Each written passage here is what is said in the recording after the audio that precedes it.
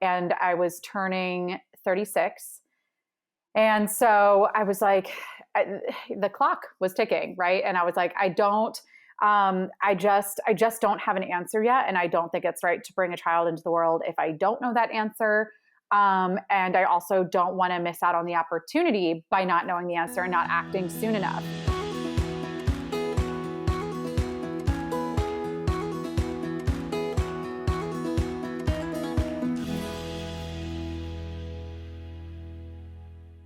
On this episode of Quiet the Clock, I am joined by Sarah Previs, an actor who shared her embryo freezing journey on social media. On this episode, we talk about a lot of things. We talk about how to define success on your own terms, what it means to get clarity on what you really want versus what you're told you should want, debunking societal milestones and timelines, and finding peace and clarity in your own journey. This is an awesome, awesome episode, and Sarah has lots to share. I am very, very excited to welcome our next guest, Sarah. This is one of the beauties of social media, is that you get to get connected and be connected with amazing people. And we were really inspired by her story and blindly reached out to her and said we had to have her on the podcast. So we are so excited and grateful to have you here. Welcome to Quiet the Clock. Thank you. I'm super excited to be here. Me too. And I know, we previously spoke and I felt this initial connection, and, I connected on a lot of things. So we have a lot of topics I'd love to cover here today. So I know you shared your embryo freezing journey on social media, but I would love if you could walk us through it here and share with the audience. Sure. So last summer, I began the process of freezing embryos.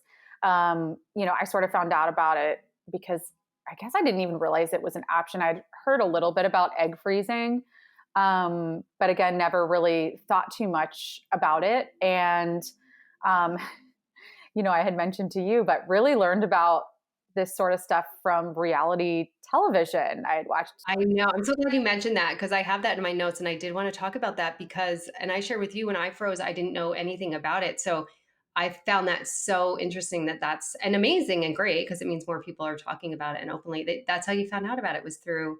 Do you remember what show it was? Shows. So I forget I guess it's just the Kardashians now it's called, right? The one on Hulu. So I was watching that, and so Courtney, and then also Selling Sunset. I was watching, and Mary was going through that process. And so I guess I just sort of filed it away in the back of my brain, but also, I had in the couple years prior watched most of my friends and family members, start that process of having babies and building families. And, for me, I'm still, really unsure of what I want to do there. And I was turning 36. And so I was like, the clock was ticking, right? And I was like, I just don't have an answer yet. And I don't think it's right to bring a child into the world if I don't know that answer. And I also don't want to miss out on the opportunity by not knowing the answer and not acting soon enough.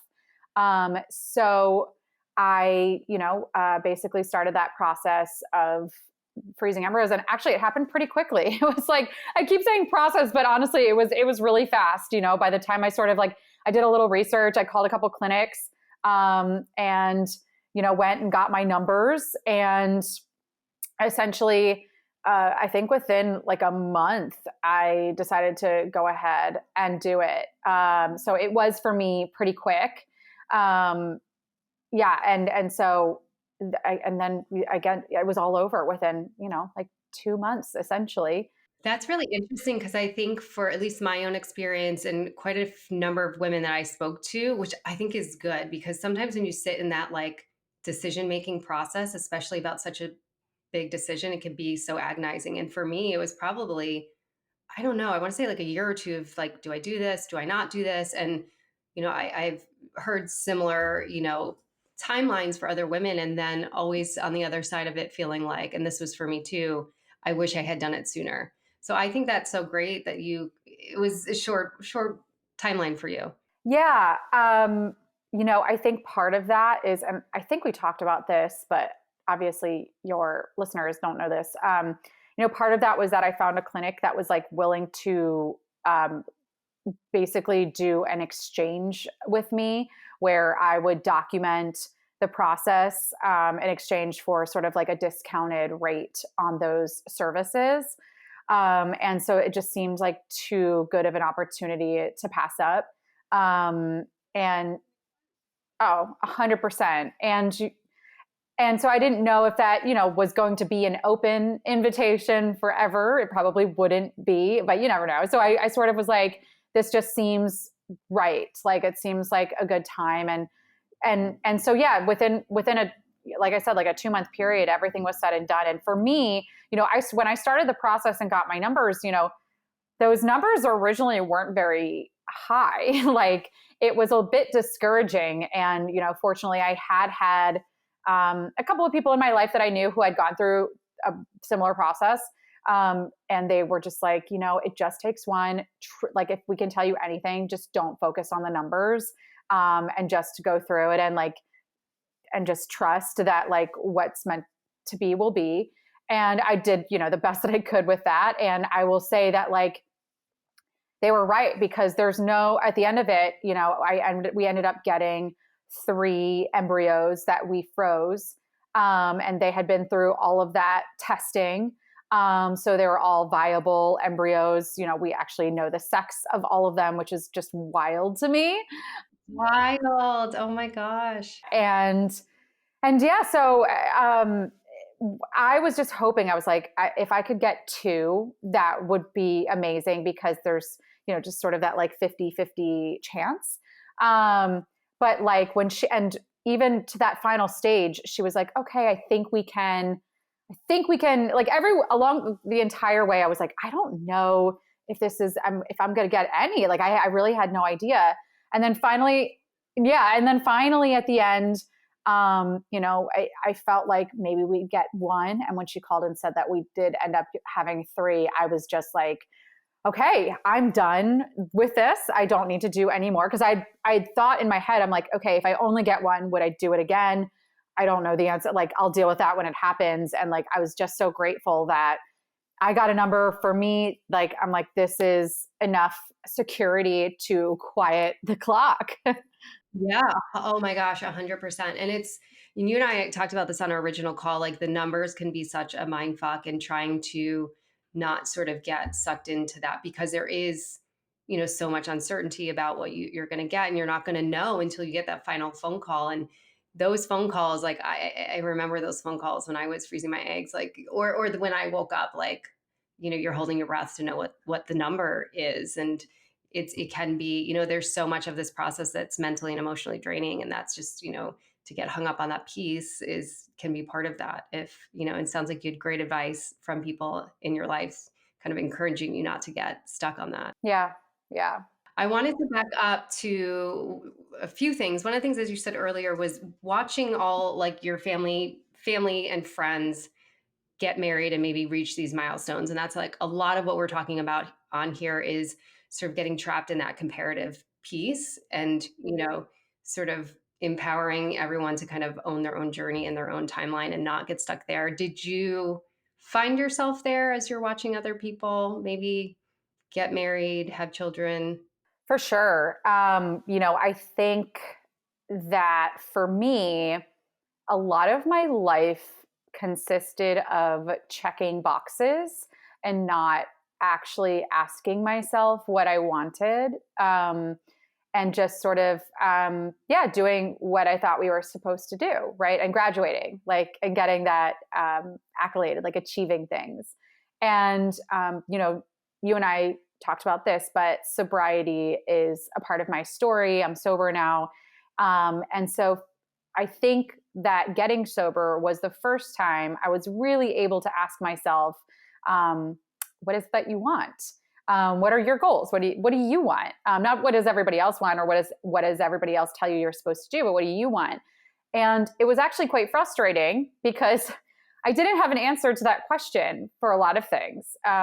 And namely that piece around marriage and children.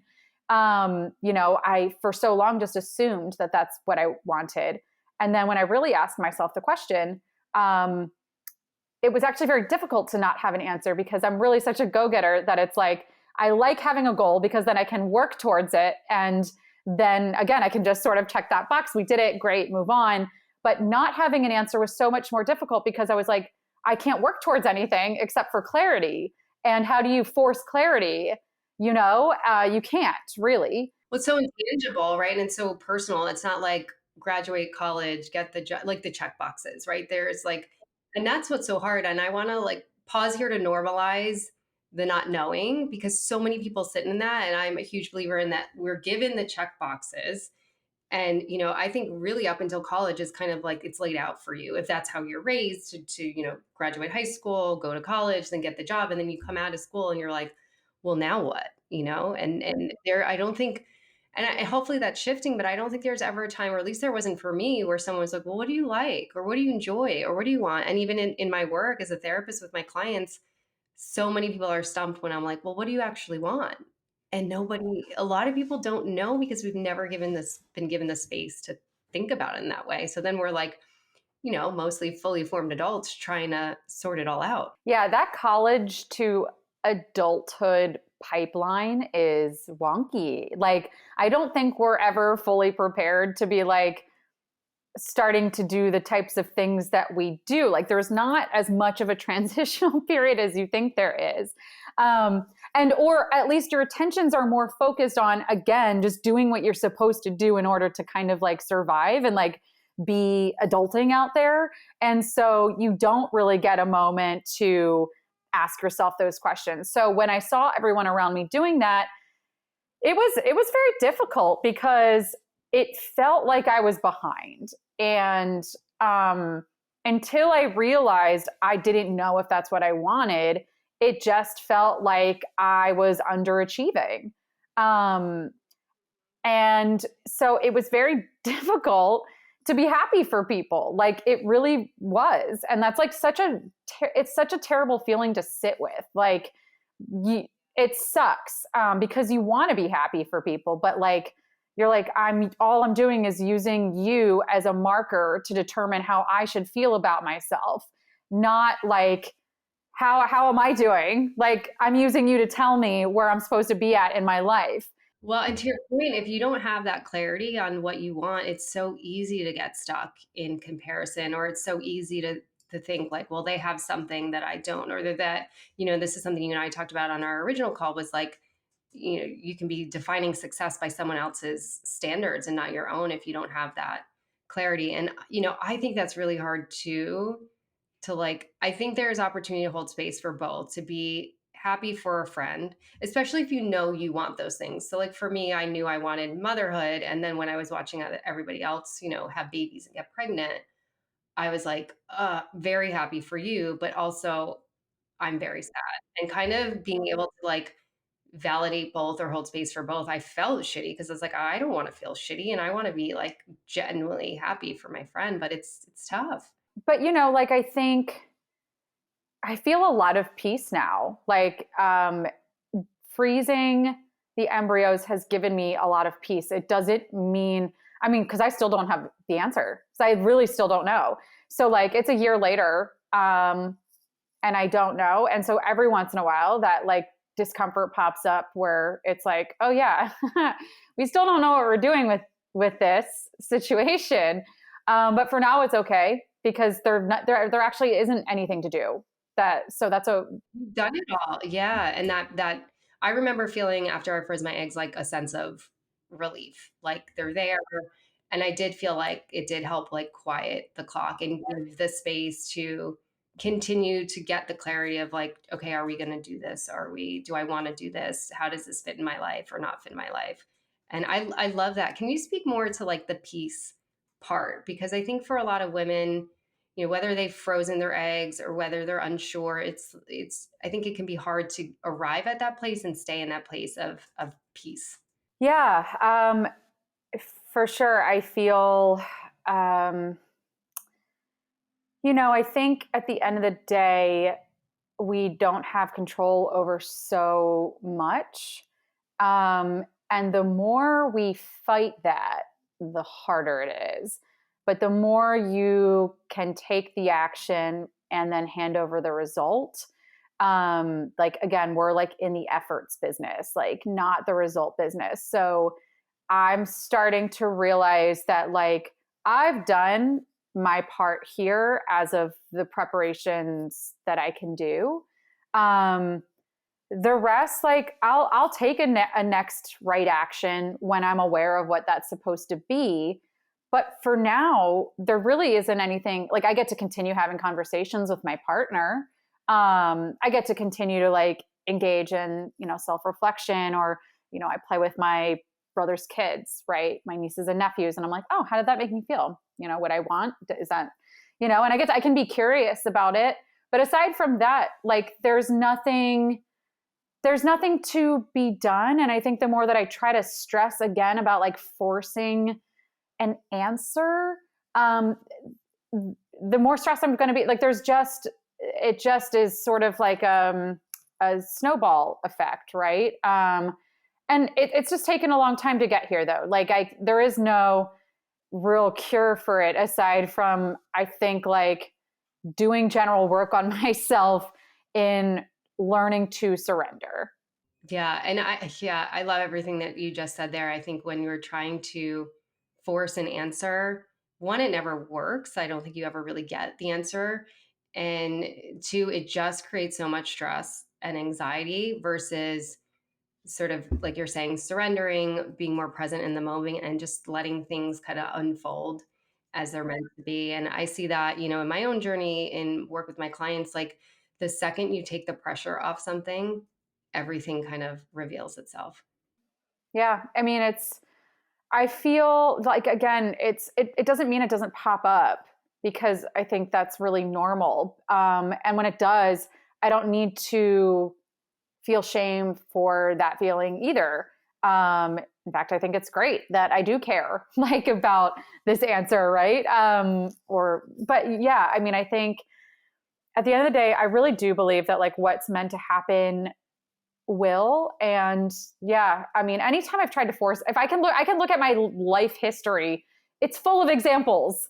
Do you know what I mean? Like I can literally look at any time I've tried to force something, it doesn't go great. And anytime I sort of like stay open, and go more with the flow, like that is when amazing things come my way. 100%. I think sometimes too, when we're trying to force something, we have a specific vision of what it is. And we're so tunnel vision on that, that like the blinders are on and there's all this other stuff happening around outside of you and you're missing all of it. So yeah, I'm a true believer in like just staying open, like taking the blinders off, taking the pressure off and just letting things and to, like I love what you said too, like it's we're not always in that space. There might be some days where we can't be, but and normalizing that. But yeah, I agree. Like I have probably the same as you, like many life examples where it's like the second I just, took the foot off the gas, everything kind of fell into place. I also think like there's a lot more conversation around being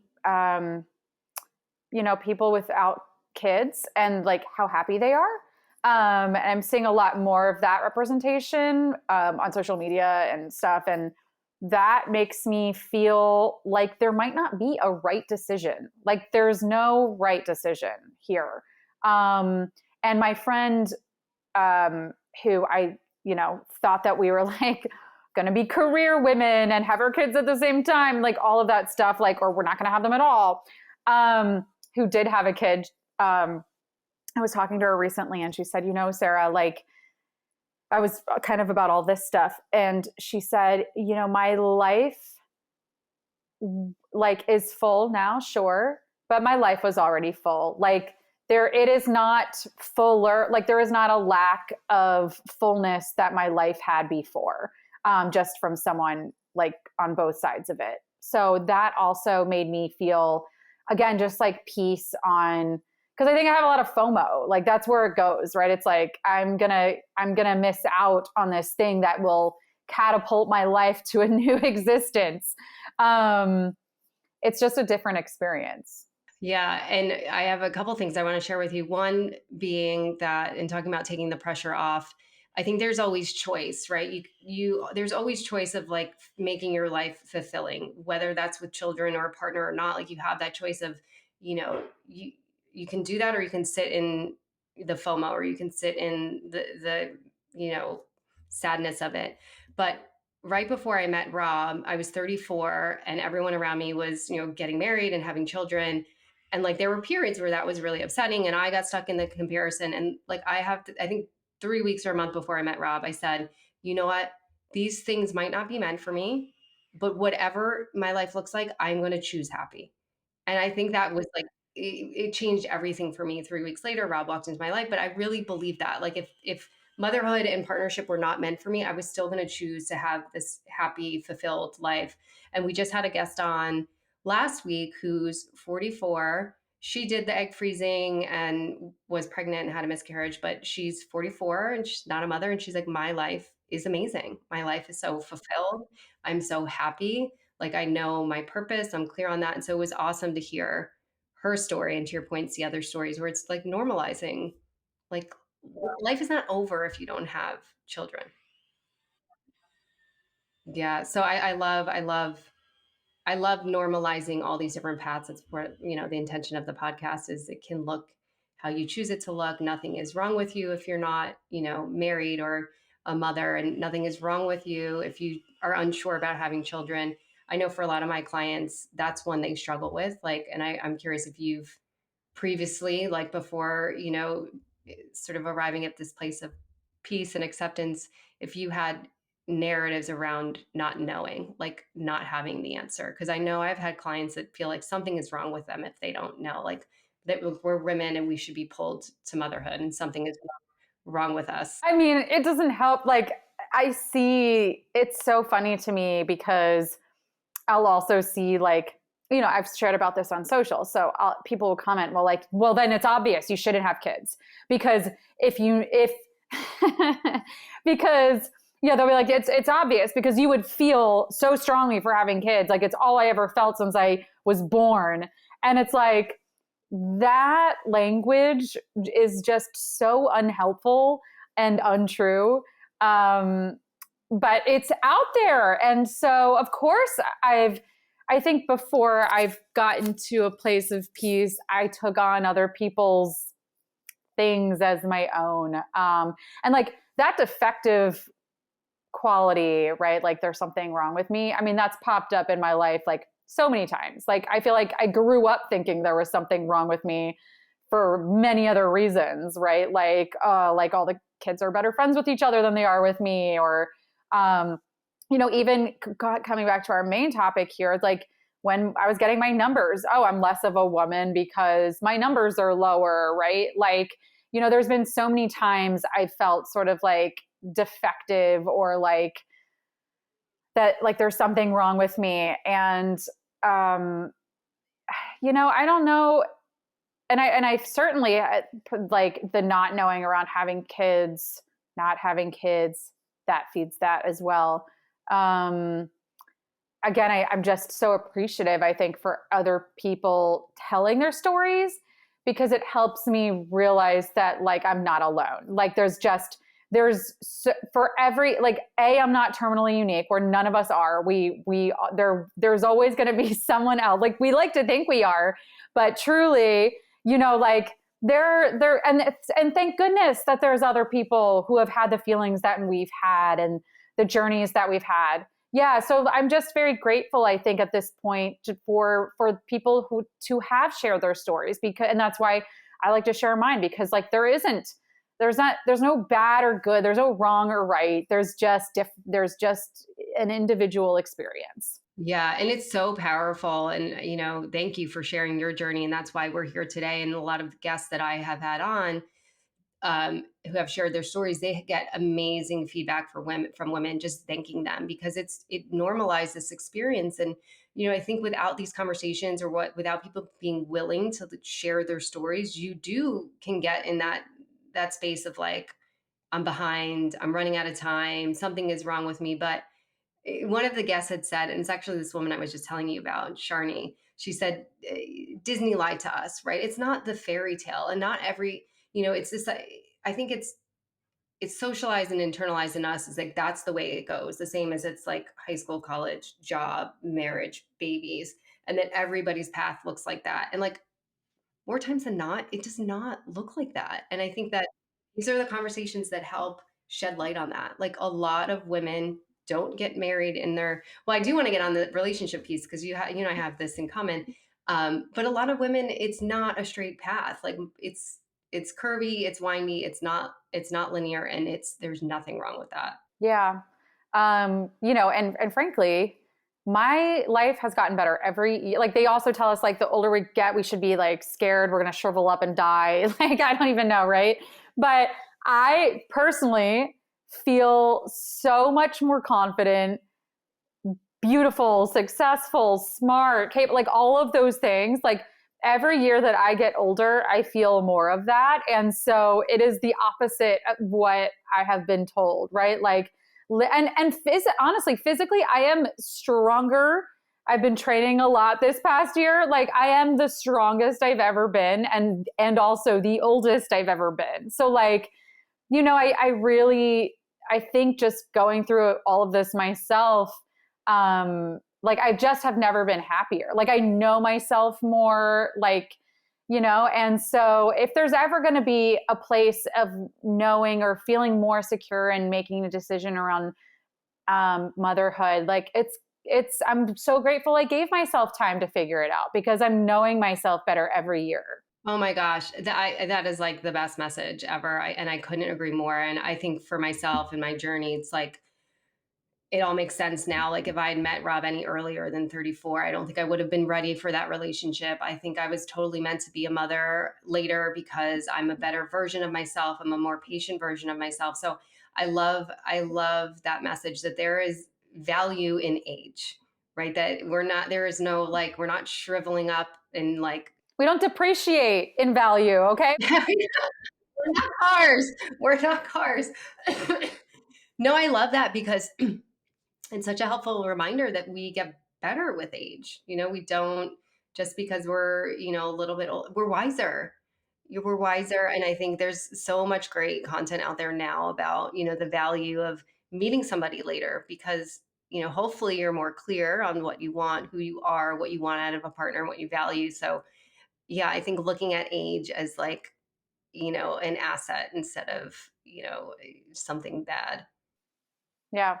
I love that message. Yeah, that needs to be reinforced. So I have a couple of questions in terms of like the relationship stuff. One being a lot of what we have talked about on here and what I've shared personally is having these conversations with your partner. And I think what has come up for some women is how to have these conversations with their partner in terms of, and mostly, and maybe your situation is a little bit different because you guys were doing embryos, but I have had questions on, if you're kind of newly dating, how much do you include your partner in this conversation? I know for me, because Rob and I froze because we weren't aligned on the knowing of children. And I felt a lot of anger and resentment, and I didn't want to include him on it and only did so because a therapist encouraged me to do so. So, what were your conversations like with your partner? Well, my partner's opinion of everything has evolved over time. When I met him, he was pretty anti kids. But to be honest with you, it wasn't even something that, like, when I met him, we were not entering into a serious relationship. Like, we were like in our party phase. Like, I did not think that I would be sitting here 10 years later with the same person. I was going to say, because you guys have been together 10 years. Yeah, yeah, yeah. So we weren't really having these conversations at all. Now, it just sort of we just got lucky that we grew in the same direction together. Like, and I think so. Part of his, when we did start having those conversations, he was able to tell me that his perspective had sort of shifted over time. And I think, I think for him, I know for him, like a huge hang up around having kids is that he's been a primary caretaker or the only caretaker to his mother for the last over 10 years. So it's like he's had a kid. He has one right now. He's been taking care of his mother, and that is, it's just a lot. So it's like he's never really had time to experience like much of his adulthood by himself. Which is like, it's the opposite. A lot of people like, well, we'll wait to have kids so that we can experience like our relationship first, and then we'll have the kids. And like, we haven't gotten that. Like, there's always been, it's not exactly the same, but it's enough of the same. Like, she lives with him, he takes care of her. Like, that is very much a part of our life. And, and I think what's changed, and also I think just seeing his mom struggle as a single parent, that plays into it as well. And then for me, I think I just really, I was just always fed the narrative that I was supposed to be a mom. And then when I finally got clear on it and started having conversations, it was weird. It was uncomfortable. I mean, he and I have had a lot of pretty serious conversations because he's navigated me getting sober with me. So we've had we've had serious conversations, but it does, like, talking about kids for some reason at first, like now it definitely feels like a more comfortable subject. But like, it's like turning the light on in something you've intentionally kind of, I mean, maybe but in my experience, when I'm uncomfortable about something, and I've certainly been uncomfortable around this, it's like, I like to keep it in the dark. Like, I like to keep it vague because it's just feels safer that way. But then when I turn the light on, I can actually start to look at it and deal with it. Which is like the last thing I want to do, but it's the most helpful thing I can do. And so I feel like that was what it was like to start having the conversations with him. Like, when I started like, I guess when it was like all my friends and stuff and my family started having kids, and I was having the conversation with myself, I was like, it's time to include him in these conversations. And that's where I got to hear, his fears and where he was coming from. And it was so important because rather than me be like, oh, like, why does he not want to have kids? Like, I don't get, like, it was like, oh, I have compassion for this. I understand this. Like, that makes complete sense to me. And, and then in sort of going about doing the research, on the embryo freezing process, he was just so supportive. He was so supportive. And, I think, again, because we have built such a solid foundation, and we really, like, kind of like, it feels at times like we're co-parenting, like, whether it be like, taking care of his mom because he's working a lot, or like even like pets and stuff, like between, managing households, like, it feels teamwork. Yeah, 100%. And so I think the idea just also started to feel like, oh, we are doing this. There's something intimate about doing these sorts of things. And it became more appealing and less scary. And, again, I think we're just both in a place, and I'm very grateful that it aligns, where, like, I think we're just kind of, we don't know what the next step is. And it's almost nice to be in that place together where it's like, I will say that, yes. Yeah.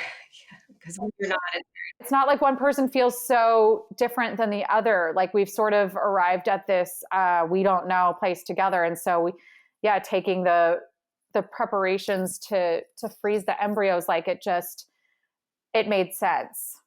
yeah. And I think, one of the things that you had shared offline too was just, wanting to give both your relationship more time to come to that together, and maybe have more time where you don't have all the responsibility. And now you've been able to do that, and that pressure is off of the timeline. And what I will say is, you guys sound like amazing team. So that would certainly, if you guys do arrive at a decision to use those embryos one day, like, I think everything that you guys have already been through and everything you're doing now just would make you guys incredible parents if you decide to do that.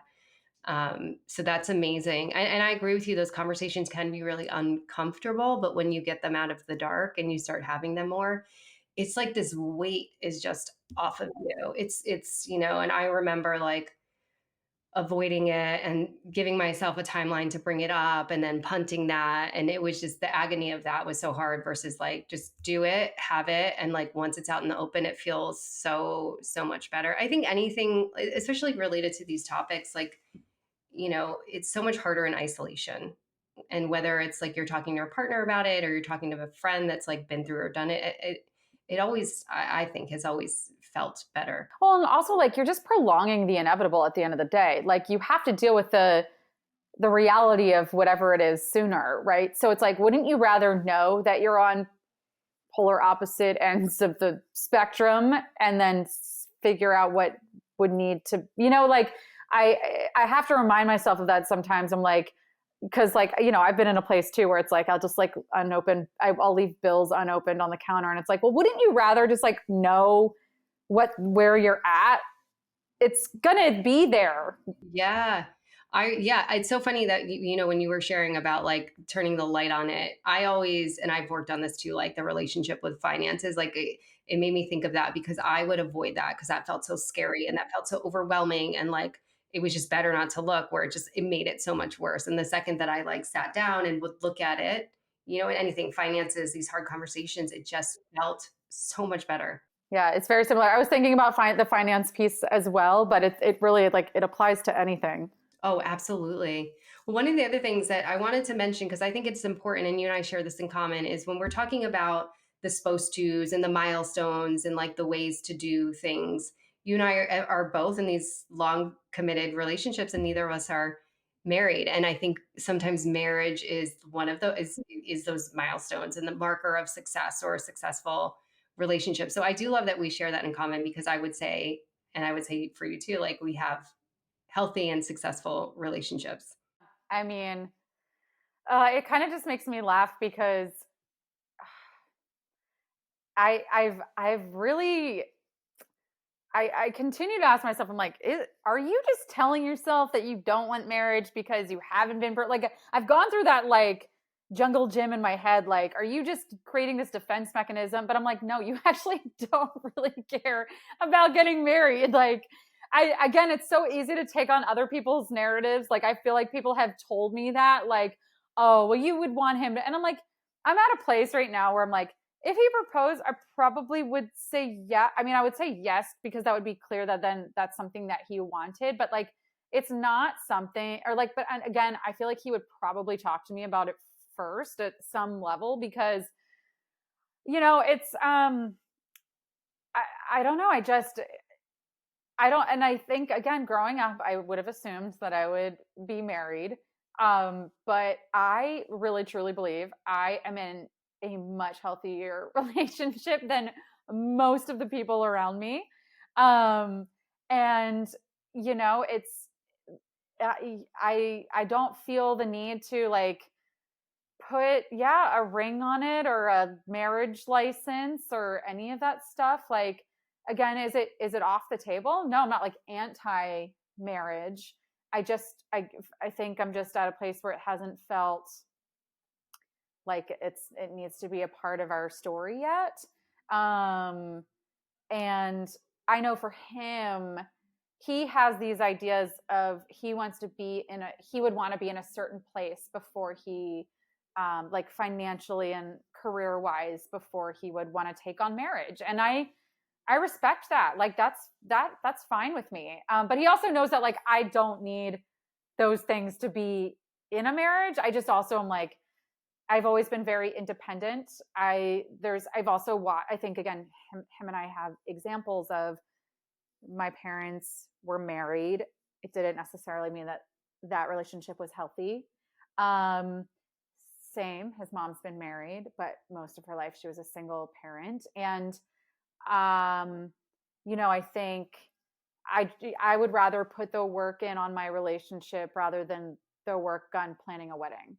100%. Yeah. And I think that sometimes, like, again, it's not the marker of success. And just because you're married doesn't mean you're in a healthy relationship. And I think normalizing that right. Again, coming back to like, it doesn't have to look one way. And if it doesn't look that way, it doesn't mean there's no meaning behind being successful or not. And yeah, I think a lot of people, and I've seen it happen with friends and clients, like they're so focused on the wedding. I'm like, well, what about the marriage? Like, what is that going to look like? And, and same as you, it's not off the table, but not being married doesn't mean I'm not so happy in my relationship or that I don't have full faith in our commitment to each other. I don't question that ever. Would I like to be married?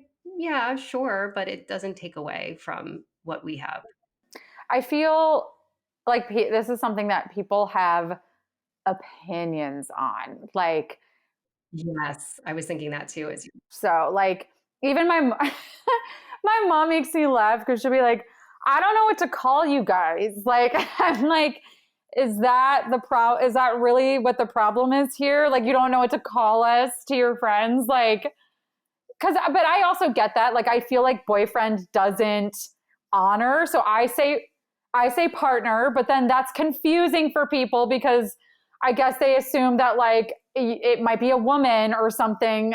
It's so funny. Like there's no word for it, I suppose. And that trips people up. Not me so much, but like certainly my mom loves to. And then, again, it's like because I am pretty public on social media and I've talked about this before, people, they don't have they have an equal amount of opinions, I suppose, around like, oh, if you don't know that you want to have kids and you're not supposed to have them. And and also like, oh, you're to tell me like you don't really want to be married. And I'm like, it truly does not bother me. Like it really does not at all. Like I think it definitely used to at one point when I was unsure of what I wanted and I thought I needed it. But I am at a point where I really, truly feel so blessed. Oh, same. And I think, people's opinions sometimes are projections of their own. Yeah. Totally, 100%. Yeah, and I think I love everything that you've shared, and I really appreciate you being here because it just, it's so helpful to normalize, other journeys. It's not the checking the boxes, it's not the linear path. There are detours, there are beautiful detours, there's arrivals at things that are meant to be when you take pressure off. So I just appreciate you sharing your story and your journey and just where you're at now. Because it's so helpful for other women because there are so many women that are, their path doesn't look like we're told it's supposed to look. Yeah. Yeah. No, it's my pleasure. Again, it's other people's stories who have helped me get to be at this place. So I love being able to like finally be in a place where I can say some of these things with confidence. Yeah, I love that. And I think, if there's one thing you could leave the listeners with, because you've given a lot of great insight and advice, and I love sort of like getting the clarity. But if there's anything else, we can end on here that you would share with anyone that might be not clear or uncertain or, holding on to unhelpful narratives about being behind or, running out of time. I mean, I mentioned this in passing, but like truly some of the best life advice I've been given is to just stay curious. Like when I approach my life and the things that are happening or not happening from a posture of curiosity rather than judgment, right? And I just sort of like, I remember this is a non-related example, but one where this was really present for me. Like I had to move for a job and I was very I knew like with certainty that I did not want to move to this location for this job. And somebody was like, told me this approach it from a posture of curiosity. Like, what could it look like? Like treat it like an adventure. And I was like, you know what? I'm gonna toss aside all of the opinions and things that I have around this, and I'm gonna do that. And I will tell you, it is literally taking that job and moving to this location was like one of the best things that I did. I met my best friend. It opened up opportunities for me. I loved living there. And so it's just like, I think we can continue, like our minds it's like you mentioned the tunnel vision, right? We are so narrow-minded. Like we might think we're open-minded, but we're so narrow-minded. And like there is what's available to us is so much bigger than like we could possibly wrap our brains around. So I think when we can stay curious about it, like you don't have to invent the why. Like you don't need to be like, okay, well maybe I haven't met my life partner because, like, if that helps you and you're like, okay, because I'm not ready for it, then great, use that. But like you could also just be like, I don't need to know the reason why. There just might, like, let's just see. And so I think for me that's what the most helpful thing has been. Yeah, I love that. And yeah, just opening the lens and the vision, because I think, yeah, we miss a lot. And I think that could apply to like dating, as you're talking about your resistance to move to this location. I think there's, resistance pops up everywhere. And instead of like leaning into the resistance, maybe like you said, put that aside and be curious. And it sounds like it was an incredible experience for you. And you might have missed it. You might have completely missed it. Yes. Wow. Well, thank you so much for being here. I'm so glad we connected. And, I hope to meet you in the future and have you back on to talk about more topics related to the milestones and the shoulds and just living your life the way that you want to. I'd love that. If you like the episodes that you're hearing and you want to hear more, please subscribe to our channel and stay tuned for more incredible stories and tools. When I froze my eggs at 37, I felt alone, I felt unsure, I felt confused and uncertain. And when you're considering such a big decision, feeling those ways do not feel good. So we have created a step-by-step guide to egg freezing so no one else has to feel that way. If you are considering egg freezing, if you're curious about what the process looks like or what you should be thinking about, then this guide is for you. We were really thoughtful in how we put it together. I think it's a great guide. I think it's really comprehensive and covers a lot of the things to be thinking about, to be considering, and maybe some things you didn't even realize you should be thinking about or considering. The goal is to not have anyone feel alone in this journey. So if you're thinking about this decision, sign up through our website, quiettheclock.com, and make sure to follow us on Instagram and TikTok at quiettheclockpod. This is a very big decision, so I don't want anyone to feel alone in it. So if you're thinking about it, grab this guide, and you can also DM me with any questions. I'm here to support you through this decision and this journey.